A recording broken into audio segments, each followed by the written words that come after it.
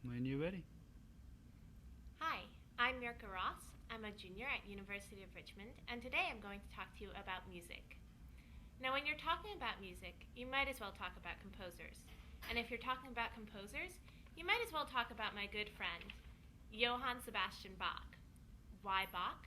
Well, born in 1685 and died in 1750, Bach was the leading composer of the Baroque era in the Holy Roman Empire. Now, if you're talking about Bach, you might as well talk about how cool Bach was. Why was Bach cool? Well, during the 65 years of his life, he composed over 1,100 pieces, and those are just the ones we have. If we average that out, it means that's over one piece per month, beginning from the time he came out of the womb. Now, we know he wasn't composing that early, but that just makes the average more compact and more incredible. And if you're talking about how cool Bach was, you might as well talk about coffee. Coffee? Yes, coffee. The Coffee Cantata was a piece Bach wrote in 1734 during his time in Leipzig. In this modern map of Germany, Leipzig is here.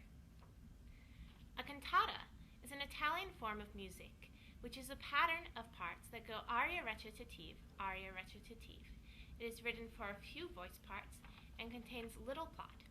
Here is where the cantata originated, Italy.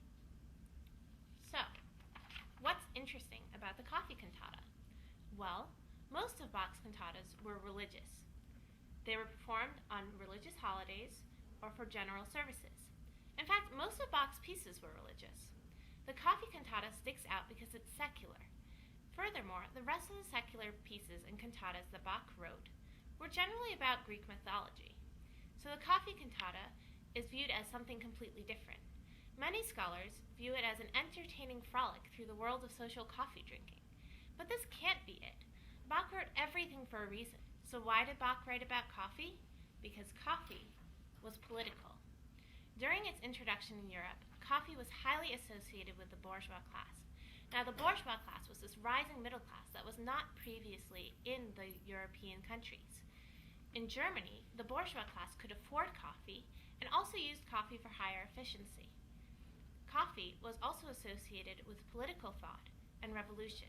Citizens were going from a permanent state of inebriation with weak beer and ale to a permanent state of caffeination, so their political movement was a lot more organized. The Coffee Cantata is mostly about a girl, Liesken. She loves coffee. She's the daughter of an aristocrat named Schlendrian, which happens to mean old-fashioned. Schlendrian does not like his daughter drinking coffee. He threatens her with all sorts of things. He says he won't get her the clothes she wants, and he won't find her a husband.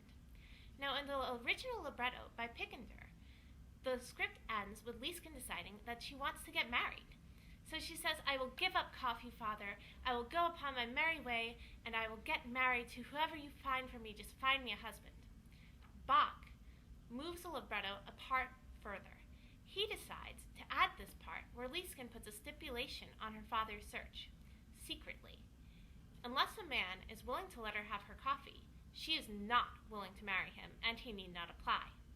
The second part Bach adds is a trio, with the narrator, Liesken, and her father Schlendrian, declaring that coffee is a fine beverage for any young lady to drink, and it is perfectly natural in general. So what does this Coffee Cantata really tell us? It tells us that Bach wanted to make a huge political statement. He drastically changed Picander's libretto, which had been previously used by other composers just as it was. It also tells us that he was not just a religious man. A lot of scholars view all his works as religious, even though they know that he does have scholarly works that are not religious and are secular instead. This opens doors to see Bach as a completely different person and start to study about him in a new way. What else do we learn? Well, when a work is an anomaly, research it more. Thank you.